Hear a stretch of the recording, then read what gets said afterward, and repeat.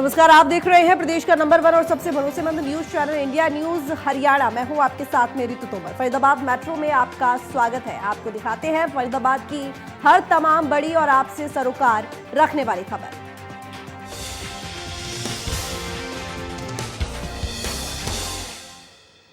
Bulletin की शुरुआत करेंगे बड़ी खबर के साथ। फरीदाबाद में लगातार बढ़ रहे कोरोना के 24 घंटे में कोरोना के 96 नए मामले सामने आए हैं। 24 घंटों में 84 मरीजों ने कोरोना को मात भी दी है। एक्टिव केसों की बात करें तो वो आंकड़ा 673 तक पहुंच चुका है। तो 24 घंटे में कोरोना के 96 नए मामले सामने आए, लेकिन वहीं 84 मरीज ऐसे हैं जो कि कोरोना को मात देकर बिल्कुल ठीक हो चुके हैं। 24 घंटों में कोरोना के 96 नए मामले और 84 ऐसे मरीज जो कि बिल्कुल ठीक हो चुके हैं कोरोना को मात देकर। एक्टिव केसेस की अगर बात करें तो 673 पर यह आंकड़ा पहुंच चुका है। तो फरीदाबाद में लगातार कोरोना के केसेस बढ़ रहे हैं। ऐसे में अगर बात करें यहाँ पर रिकवरी की, तो रिकवरी रेट बहुत अच्छा है, क्योंकि 96 ऐसे मरीज हैं जो पिछले 24 घंटे में आए हैं, लेकिन 84 ऐसे मरीज जिन्होंने कोरोना को मात देकर बिल्कुल ठीक हो चुके हैं, स्वस्थ हो चुके हैं। लेकिन इसके साथ ही एक्टिव केसों का आंकड़ा 673 हो चुका है। केसेस बढ़ रहे हैं, लेकिन रिकवरी रेट बहुत अच्छा है। और ऐसे में अगर बात करें प्रशासन की, तो प्रशासन की तरफ से भी लगातार यहाँ पर ये कहा जा रहा है कि जितने भी प्रोटोकॉल्स हैं कोरोना को लेकर उनको फॉलो करना है। और आपको बता दें, जैसे पिछले कुछ दिनों ये मास्क वगैरह को लेकर जो छूट दे दी गई थी, नियमों में छूट दे दी गई थी, उनको दोबारा से सख्ती के साथ लागू किया गया है। इसके साथ ही लोगों को जागरूक भी किया जा रहा है। तो आपको भी ये ध्यान रखने की जरूरत है, 2 गज की दूरी, मास्क जरूरी, आपको इस बात का ध्यान रखना है। सैनिटाइजेशन आपको लगातार करते रहना है। कोरोना से बचने का सिर्फ यही एक उपाय, और वैक्सीनेशन भी जरूर करवाएं। रुक करेंगे अगली बड़ी खबर की तरफ। तो आपको बता दें कि इस वक्त बड़ी खबर आ रही है, और इस वक्त की बड़ी जानकारी आपको दे दें। फरीदाबाद के विकास को लेकर अहम बैठक। तो फरीदाबाद के विकास को लेकर अहम बैठक, सीएम की अध्यक्षता में एफएमडीए की बैठक हुई है, और करीब 450 करोड़ की योजना बनाई गई है। तो एफएमडीए में अहम बैठक, एफएमडीए, और इसके साथ ही आपको जानकारी दे दी कि फरीदाबाद के विकास को लेकर ये अहम बैठक हुई है। 450 करोड़ की योजना बनाई गई। इस बैठक में सीएम की अध्यक्षता में, यानी कि सीएम मनोहर लाल की अध्यक्षता में ये बैठक हुई है। रेन्यूएबल की व्यवस्था को भी मजबूत किया जाएगा। इस बैठक में ये सब आपको बता दें कि कई मुद्दे रहे जिन पर चर्चा हुई, और इसके साथ ही ये तमाम मुद्दे जिनको लेकर बातचीत हुई और फैसले लिए गए। ट्रांसपोर्ट व्यवस्था के लिए भी 150 बसें जोड़ने की मंजूरी दी गई है। इसके साथ ही फरीदाबाद में एक और बस स्टैंड बनाने पर भी बैठक में चर्चा हुई है। निगम में शामिल 24 गांवों में एफएमडीए के जरिए विकास किया जाएगा। तो बता दें आपको कि फरीदाबाद के विकास को लेकर एफएमडीए की बैठक, जो कि मुख्यमंत्री मनोहर लाल की अध्यक्षता में हुई, तो बड़खल झील को लेकर भी फैसला लिया गया।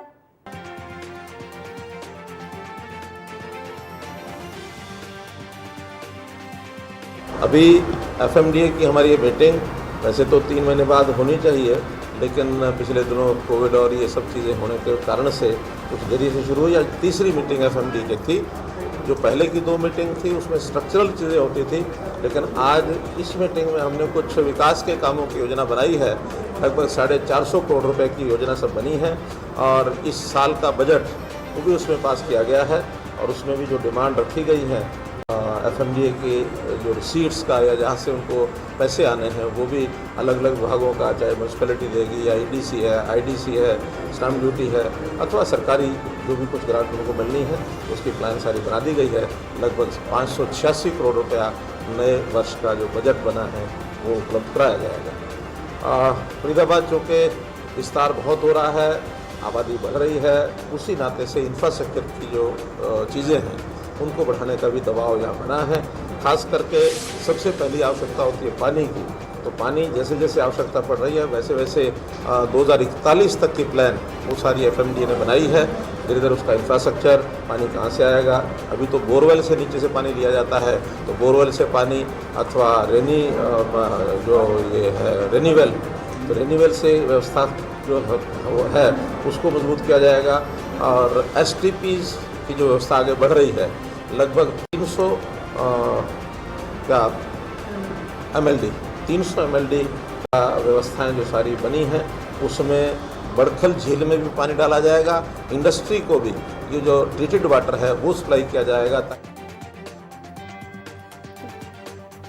तो देवेंद्र कौशिक इस वक्त हमारे साथ जुड़े हुए ज्यादा जानकारी के साथ फरीदाबाद से लाइव। देवेंद्र, देखिए एफएमडीए की बैठक हुई, मुख्यमंत्री की अध्यक्षता में तमाम तरह के फैसले भी लिए गए हैं, क्या कुछ जानकारी बैठक को लेकर?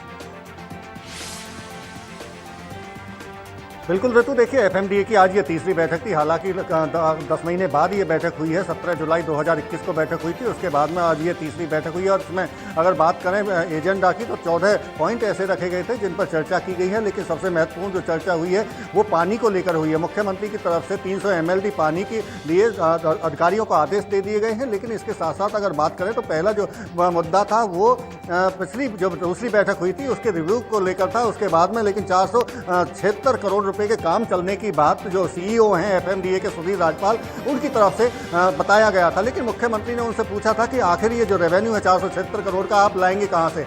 इसको लेकर उनकी तरफ से सरकार, खुद मुख्यमंत्री से उन्होंने कहा था कि आप सरकार की तरफ से आप मदद कीजिए। दूसरे नगर निगम की तरफ से जो प्रॉपर्टी टैक्स के रूप में जो पैसा जनता से लिया जाता है उसमें से 10% वो उनको जाता है, एफएमडीए को जाता है। हालांकि इस बात को लेकर जो यूएनबी मिनिस्टर हैं डॉक्टर कमल गुप्ता, उनकी तरफ से चूंकि वो भी वर्चुअल इस बैठक में जुड़े हुए थे, ऐतराज जताया गया था। क्योंकि उनकी तरफ से साफ कहा गया था कि जब सरकार एफएमडीए को अलग से बजट दे रही है तो फिर निगम का पैसा एफएमडीए में क्यों ट्रांसफर किया जाए। लेकिन मुख्यमंत्री की तरफ से उनको समझाया गया, क्योंकि फरीदाबाद के विकास की बात है। ऐसे में चाहे निगम की एजेंसी हो चाहे एफएमडीए की एजेंसी हो, पैसा यहीं लगना है, डेवलपमेंट में पैसा लगना है। तो इस बात को लेकर वहीं खत्म कर दिया गया था। लेकिन इसके साथ साथ अगर बात करें तो बैठक में और कई एजेंडे रहे, चाहे सड़कों की बात हो, चाहे सड़कों के साथ साथ में एक महत्वपूर्ण फैसला जो लिया गया है। धन्यवाद आपका तमाम जानकारी के लिए। तो आपको बता दें कि 450 करोड़ की विकास की योजना बनाई गई है फरीदाबाद के विकास के लिए। आगे बढ़ेंगे, बड़ी खबर, फरीदाबाद पहुंचे डिप्टी सीएम दुष्यंत चौटाला।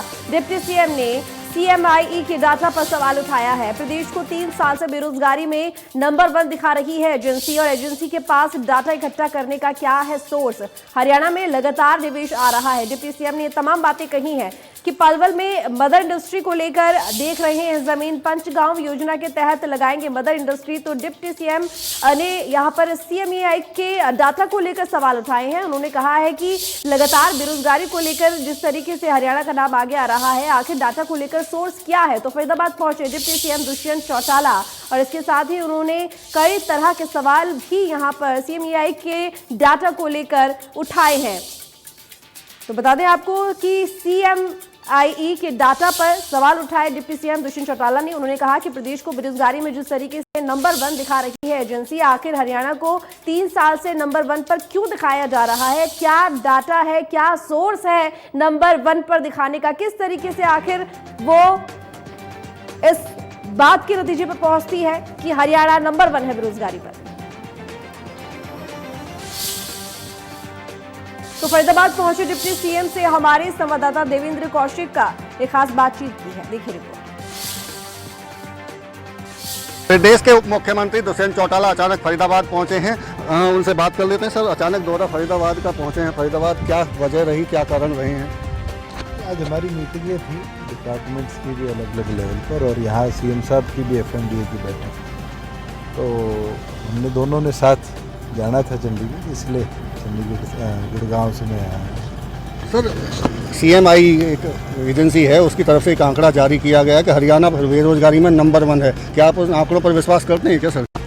जिस प्रकार से पिछले 3 वर्षों में CMIE का डाटा आ रहा है और बारी बारी टारगेट हरियाणा को किया जा रहा है, ये साफ दर्शाता है कि एक टारगेटेड अप्रोच है। जब हमारे यहाँ 28,000 करोड़ का नया निवेश पिछले 1 साल में हो रहा है, तो अपने आप है कि लोग आना चाहते हैं, लोग रोज़गार के अवसर पैदा करना चाहते हैं। और मैं तो ये मानता हूँ कि शुरुआत है डेवलपमेंट की। अभी तो जैसे ही ग्लोबल सिटी का प्रोजेक्ट की हमारी पहली बैठक हुई है, जब दूसरी बैठक होगी तो आप देखिएगा करोड़ों की इन्वेस्टमेंट तो मैं मानता हूँ 1000 एकड़ ज़मीन पर प्रत्येक एकड़ आएगी। और रोज़गार के संसाधन जो हमारा सर्विस सेक्टर है उसके अंदर भी बहुत बड़े। लेकिन सर, रोजगार परक शिक्षा की बात करें तो उसकी आप दावा कर रहे हैं, दे भी रहे हैं। लेकिन इसके साथ साथ में आप 2024 तक, चाहे आप हों चाहे सीएम साहब हो, कहते हैं कि बेरोजगारी खत्म कर देंगे प्रदेश से। जब ऐसे आंकड़े आते हैं तो दुख तो होगा। आंकड़े किस बेस पे कलेक्ट करे गए हैं? जो सर्वे किया गया है वो सर्वे कितने लोगों का किया गया, इसका बहुत बड़ा महत्व होता है। आज आप इंडस्ट्री से जाके पूछिए ना, ये पड़ोस में स्कॉट्स है, कितने लोग वहाँ से नौकरी छोड़कर गए और कितने नए नौकरी पे आए। अगर उसमें वेरिएशन है कि एस्कॉर्ट्स की जो मैन पावर थी वो 10,000 से 5,000 हुई है, तो 50% बेरोजगारी। अगर एस्कॉर्ट्स ने 10,000 से 11,000 करा है तो कहीं ना कहीं रोजगार के अवसर बढ़े हैं। बिल्कुल कई ऐसी इंडस्ट्री थी जो माइक्रो स्मॉल स्केल, जिनको कोविड का इम्पैक्ट हुआ। आज के दिन हम देखते हैं कि जो बिजली की कटौती है उससे भी, क्योंकि फ्यूल प्राइसेस ज़्यादा है, इंडस्ट्री को इम्पैक्ट हो रहा है, तो टेम्परेरी शटडाउन्स भी कर रहे हैं। कॉन्ट्रैक्चुअल एम्प्लॉयज़ को टेम्परेरी रिलीफ भी देते हैं, भी आज 1 दिन की ऑफ ले लीजिए, 2 दिन की ऑफ ले लीजिए। क्या वो डाटा भी बेरोजगारी में काउंट होगा, या सिर्फ वही डाटा काउंट होगा जिसमें परमानेंट एम्प्लॉयमेंट है, या 40 दिन 50 दिन से लंबी कॉन्ट्रैक्चुअल एम्प्लॉयमेंट है? हम तो सारा डाटा देख के ही प्रदेश के जो डाटे हैं उनको आपके साथ शेयर करते हैं। और पिछले साल अगर हमारे पास 28,000 करोड़ का नया निवेश आया है, मैं ये मानता हूँ कि अगले 1 साल में वो कम से कम 1 लाख युवाओं को नए रोजगार के अवसर देगा। आज आप जाइए, सोना IMT के अंदर ATL के प्लांट की कंस्ट्रक्शन शुरू हो चुकी है। आप आज जाइए पाटली हाजीपुर के अंदर, जो हमारा पिछले दिनों फ्लिपकार्ट ने ज़मीन वेयर हाउस की ली थी, उसका काम शुरू हो चुका है।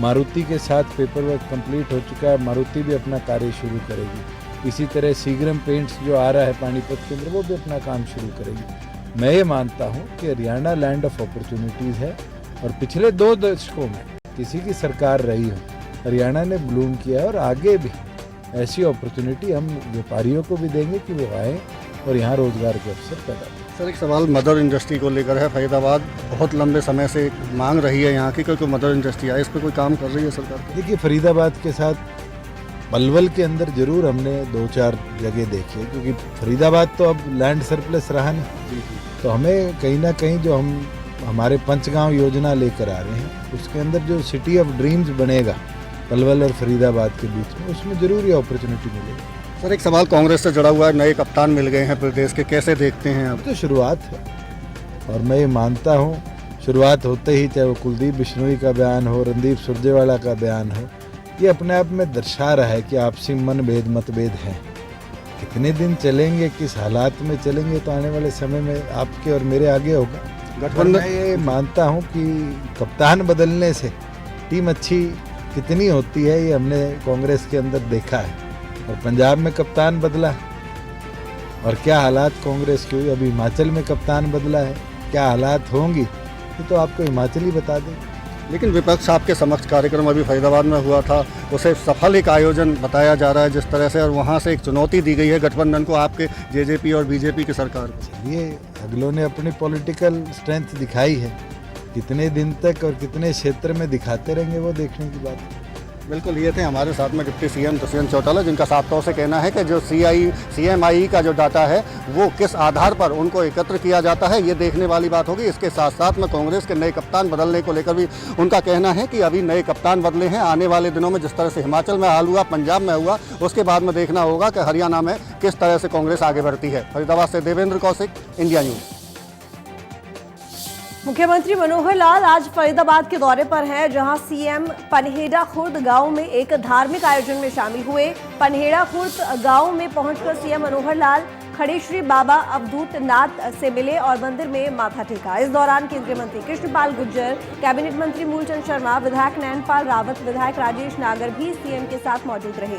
इस धार्मिक आयोजन में देश भर से लोग शामिल हुए हैं, और इस कार्यक्रम में हरियाणा के कई केंद्रीय मंत्री और विधायक भी शामिल हुए हैं। कार्यक्रम के बाद CM मनोहर लाल सेक्टर 16 में सर्किट हाउस में GMDA की तरफ से शीतला माता मेडिकल कॉलेज और सेक्टर 102 में हॉस्पिटल की प्रेजेंटेशन देखने पहुंचे।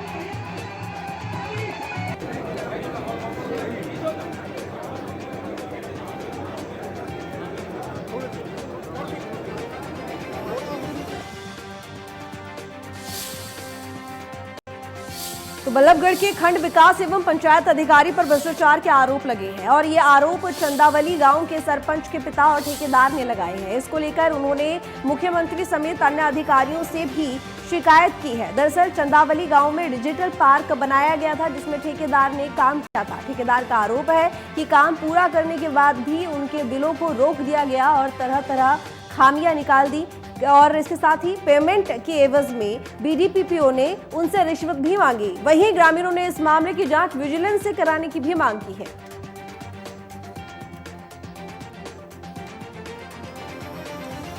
और इस पार्क की रखरखाव के लिए पहले पंचायत होती थी, लेकिन जब से ये गांव नगर निगम में लिए हैं तो हमारे यहाँ के जो कर्मचारी पार्क को जो संवारते हैं करते हैं ना, तो उनकी 15 महीने से कोई उनकी तनख्वाह दी गई है। दूसरा, जब ये पार्क लगाया गया, पंचायत की तरफ से पार्क लगवाया गया था, जो ठेकेदार हैं वो रो रहे हैं, जो उनकी पेमेंट अब तक नहीं दी हुई है। और जो उन्होंने आरोप लगाए हैं, जो ठेकेदार हैं और जो सरपंच साहब ने अभी बताया है कि जो पंचायत अधिकारी है वो इनसे कमीशन मांगता है। 85-86 लाख रुपए की पेमेंट रह रही है। देश भर में आज परशुराम जयंती मनाई जा रही है। सीएम ने ट्वीट कर प्रदेशवासियों को भगवान परशुराम की जयंती पर लोगों को बधाई दी। वहीं बल्लभगढ़ के सेक्टर 8 कार्यालय पर प्रदेश के परिवहन मंत्री मूलचंद शर्मा ने महर्षि भगवान परशुराम जी के जन्मोत्सव के उपलक्ष्य में यज्ञ भवन का कार्यक्रम किया और इस अवसर पर शहर के बीजेपी के वरिष्ठ पदाधिकारियों, कार्यकर्ताओं सहित शहर के गणमान्य लोग हवन में आहुति देकर भगवान परशुराम जयंती के कार्यक्रम में शामिल हुए। देश में सभी लोग विधि विधान से परशुराम जयंती पर पूजा कर रहे हैं। भगवान परशुराम का जन्म वैशाख महीने के शुक्ल पक्ष की तृतीया को हुआ था और इसी वजह से हर साल इसी दिन परशुराम जयंती मनाई जाती है। परशुराम जी को चिरंजीवी देवता माना जाता है। इस दिन विधि विधान से उनका पूजन करने पर जीवन में शांति एवं समृद्धि का वास होता है।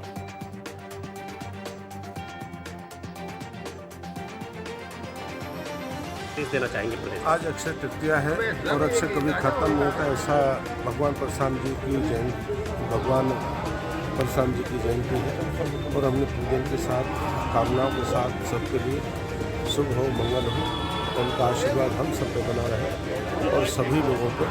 और परशुराम जी ने सबकी रक्षा की, पितृभक्त थे और शिव जी के पुजारी थे और उन्होंने परशुराम जी ने जो भी इस संसार में जो भी जितने पाप हुए थे उनको खत्म करने का परशुराम जी ने ये लक्ष्य था, जो देवताओं का दिन उसमें मात हुआ, उसमें परशुराम जी ने ये संदेश सारी दुनिया में मैं तो कहूँगा कि सब हम लोगों को भगवान परशुराम जी के ज्ञान से हम सबको लेना चाहिए और उनके मार्गदर्शन में हम सबको चलना चाहिए। शिक्षा के क्षेत्र में बल्लभगढ़ के साथ एक और बड़ी उपलब्धि जुड़ने जा रही है। दरअसल सुषमा स्वराज गर्ल्स कॉलेज की बिल्डिंग बनकर तैयार हो चुकी है, जिसे जल्द ही हैंडओवर कर दिया जाएगा। 2018 में कॉलेज की घोषणा होने के बाद अब तक बल्लभगढ़ की गर्ल्स स्कूल में कॉलेज चलाया जा रहा है। वहीं कॉलेज की प्रिंसिपल कृष्णा सियोरान का कहना है कि उन्हें उम्मीद है कि मई के आखिर तक कॉलेज की बिल्डिंग उनके सुपुर्द कर दी जाएगी। ये इस क्षेत्र के लिए सौभाग्य होगा कि उन्हें इतना बड़ा जो है अपॉर्चुनिटी मिल रही है और यहाँ की छात्राओं को बहुत सारी सुविधाओं के साथ ये कॉलेज जो है आगे बढ़ने जा रहा है। ये निश्चित तौर पर हमें बच्चों की स्ट्रेंथ से आप देख रहे हो कि भी कितनी नए ओपन जो कॉलेजेस हैं उनमें सबसे ज़्यादा हमारे कॉलेज की स्ट्रेंथ है। इसका मैं जो है श्रेय इस क्षेत्र की जनता को, इस क्षेत्र के हमारे जो विधायक जी हैं मंत्री मूलचंद जी शर्मा, उनको मैं धन्यवाद करूंगी कि उनके प्रयासों से इस कॉलेज में जो भी हमें समय समय पर दिक्कतें आई, उन सब दिक्कतों को उन्होंने समाधान किया और हम इस कॉलेज के लिए जो है आगे बच्चों को सुविधाएं देने में हमें कोई दिक्कत नहीं।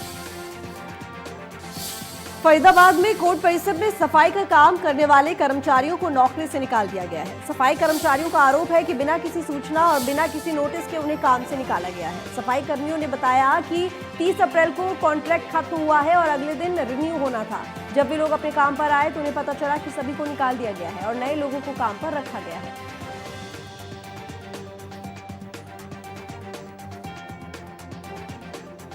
तो सफाई कर्मचारियों ने जिला प्रशासन और सरकार से मांग की है कि उन्हें बेरोजगार ना किया जाए, उन्हें फिर से पहले की तरह काम पर रखा जाए।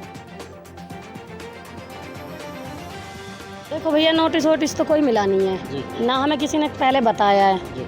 अगर बताते तो देखो हम गरीब आदमी कहीं ना कहीं अपना इंतजाम करते अपने बच्चों के लिए। और अब क्या कहते हैं कि इन्होंने कल परसों हमें बोला कि कोई लेटर वेटर था, क्या था पता नहीं, निकालने के लिए वो साइन करवा रहे थे। अब हमने मना कर दिया कि सर देखो हम कहाँ जाएंगे, हम तो साइन नहीं करते। हाँ, तो अब आप बताओ भैया, हम तो आपसे विनती करते हैं, आप अगर हमें न्याय दिला देते हो। सफाई कर्मचारी के पद पर लगे हुए हैं 2015 से। जुडिशल डिपार्टमेंट फरीदाबाद के अंदर हम 20 कर्मचारी लगे हुए हैं, जिनमें 8 कर्मचारी 2015 के हैं, कुछ कर्मचारी 2017 के हैं। तो अब हमें अचानक से निकाल दिया गया है सभी सफाई कर्मचारियों को। हमें यही है जी, हमने मेहनत करी है, हमारी मेहनत का फल ये मिला है जी। हमें 7 साल नौकरी करने के बाद हमें हटा दिया गया है हमें। और देखो जी, कोरोना काल में भी ड्यूटी करी है अपनी जान हथेली पे लेके। हमारे प्रधानमंत्री मोदी जी हैं, उन्होंने एक बार पैर धोए थे सफाई कर्मचारी के जी। हम ये नहीं कहते प्रधानमंत्री जी गलत हैं हमारे जी, लेकिन प्रधानमंत्री जी को भी हम कहना चाहते हैं ये बात कि सर आपके होते हुए हमारे साथ सफाई कर्मचारी के साथ ये हो रहा है। आगे बढ़ेंगे। फरीदाबाद शहर में चलाई जा रही सिटी बसों की दिल्ली में एंट्री ना होने की वजह से यात्रियों को काफी परेशानी उठानी पड़ रही है। रोजाना दिल्ली आवाजाही करने वाले यात्रियों का मानना है कि यदि बदरपुर बॉर्डर से दिल्ली में बसों की एंट्री शुरू कर दी जाए तो फिर उनका वक्त और पैसा दोनों बचेगा। इंडिया न्यूज हरियाणा के संवाददाता ने यात्रियों से खास बात की है, देखिए रिपोर्ट।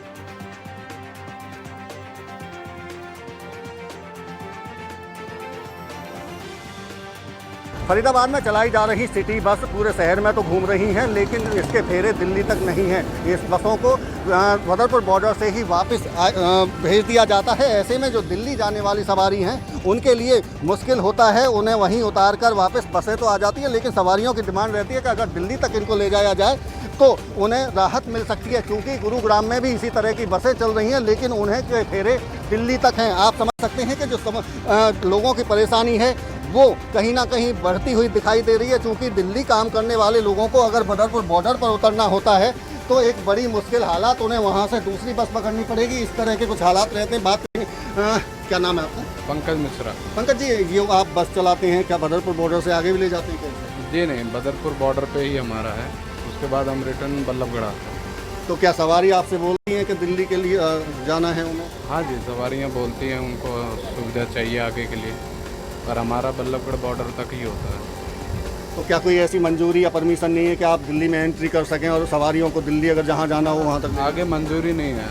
मंजूरी आपके पास नहीं है, लेकिन आपको क्या जानकारी, गुड़गांव की जो बसें गुरुग्राम की वो तो दिल्ली पहुँच रही हैं? हाँ, वो सेक्टर 10 की बसें जाती हैं, उसका परमिशन है, बाया इक्को चौक होते हुए जाती है करोल बाग के लिए। तो क्या लगता है आपको कि ये इन बसों को परमिशन मिलनी चाहिए दिल्ली के लिए? हाँ जी, बिल्कुल मिलना चाहिए, और सवारियों को एक नई सुविधा मिलेगी। बिल्कुल, देखिए बॉर्डर क्रॉस करके जाना पड़ता है पैदल।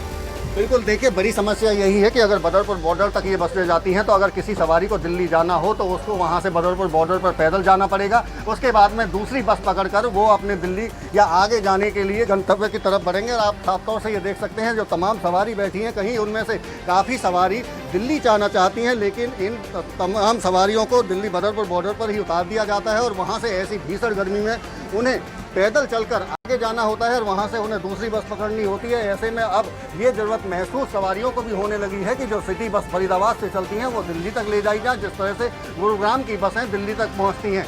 फरीदाबाद से देवेंद्र कौशिक, इंडिया न्यूज़।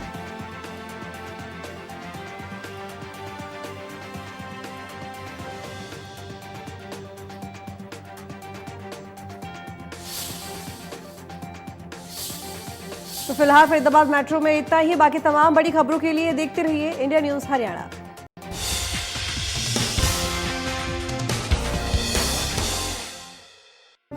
कौन कहता है जीत का कोई